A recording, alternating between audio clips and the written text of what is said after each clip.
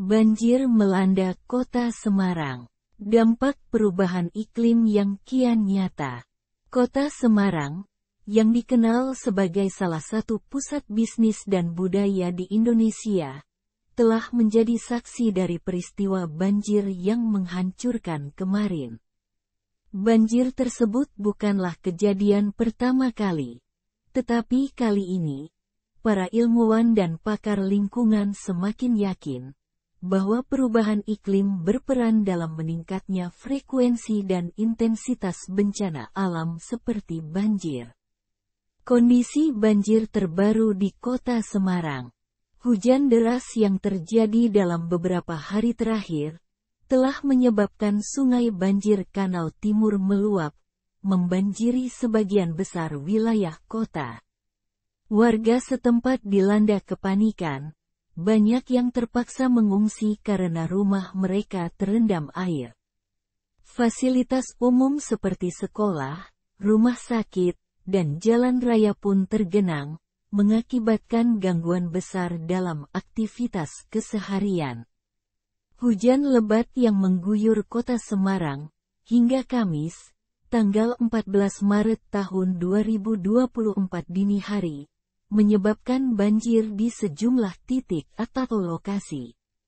Terdapat 47 lokasi genangan banjir di Kota Semarang, Jawa Tengah, hingga Kamis dini hari, dampak hujan lebat yang terus mengguyur di wilayah tersebut.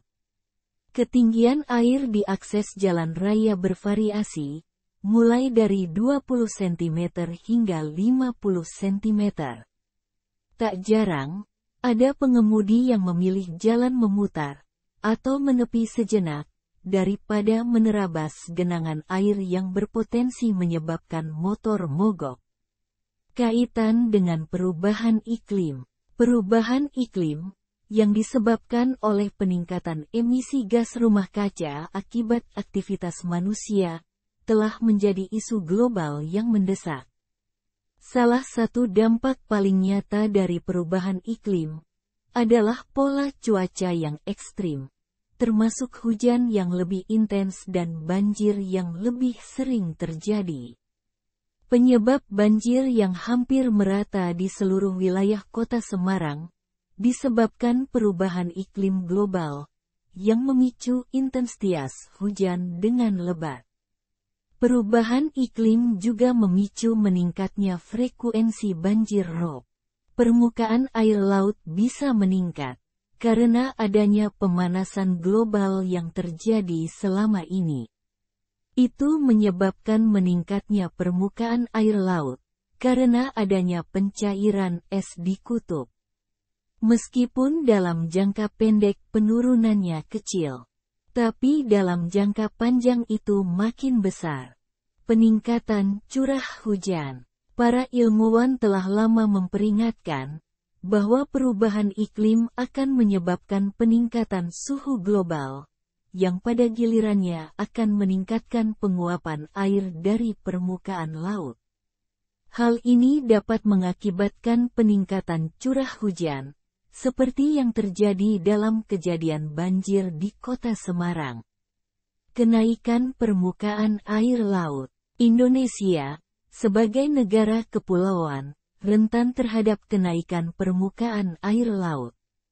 Hal ini dapat mengakibatkan peningkatan intrusi air laut ke daerah pesisir, yang pada akhirnya mempengaruhi drainase alami kota-kota seperti Semarang. Banjir dapat terjadi lebih sering dan lebih parah, sebagai akibat dari fenomena ini.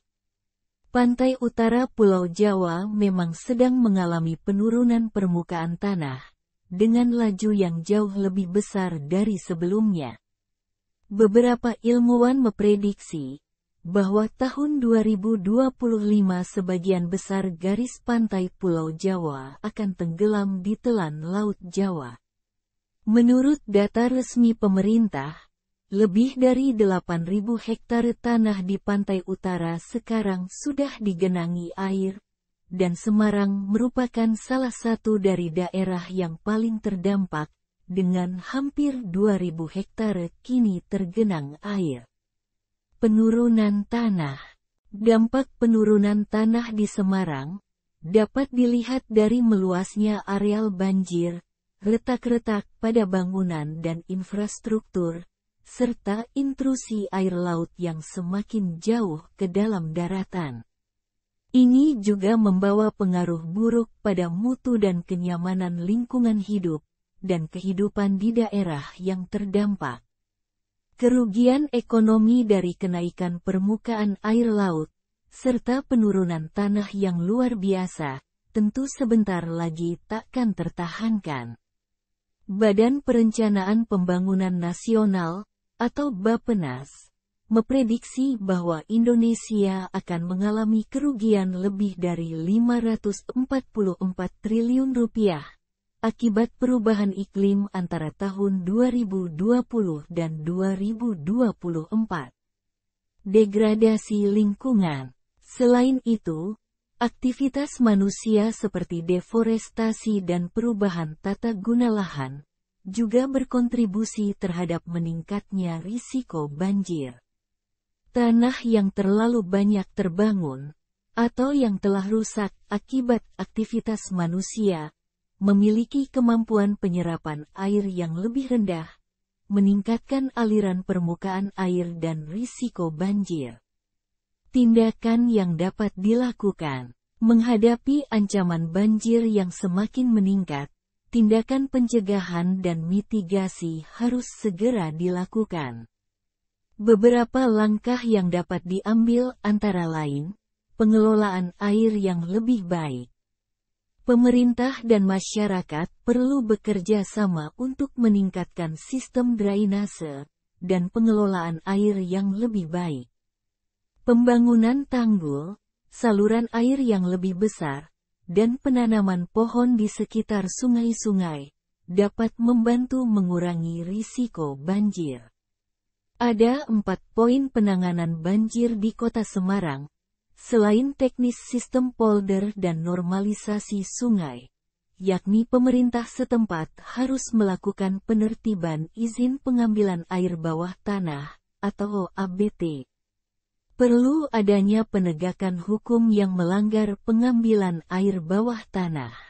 Dari riset memang penurunan permukaan tanah di Semarang sangat cepat. Hal itu disebabkan pengambilan air tanah untuk konsumsi rumah tangga dan industri yang tidak terkontrol.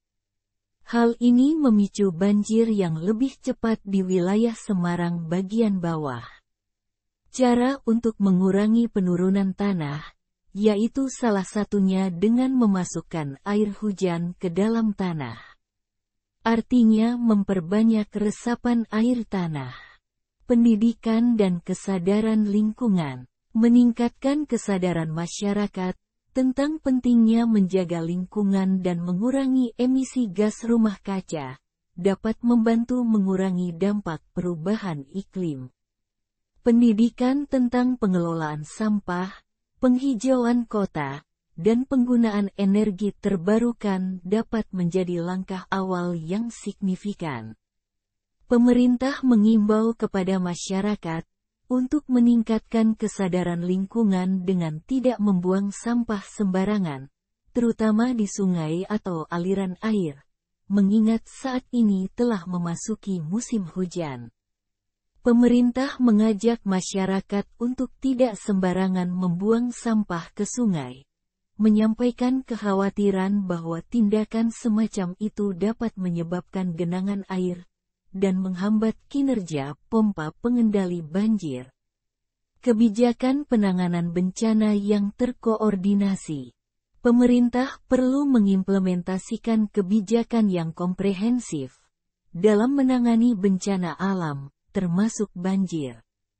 Ini melibatkan koordinasi antara berbagai instansi pemerintah, organisasi non-pemerintah, dan masyarakat sipil, untuk memastikan respons yang cepat dan efektif saat bencana terjadi. Adapun mitigasi yang dilakukan pemerintah setempat ketika banjir rob melanda permukiman masyarakat adalah membersihkan saluran drainase dan sampah, akibat dari air pasang surut laut tersebut. Banjir yang melanda kota Semarang kemarin adalah pengingat nyata akan urgensi perubahan iklim dan perlunya tindakan segera untuk menghadapinya. Dengan upaya bersama dari pemerintah, masyarakat, dan pemangku kepentingan lainnya, kita dapat membangun lingkungan yang lebih tangguh dan berkelanjutan untuk generasi yang akan datang.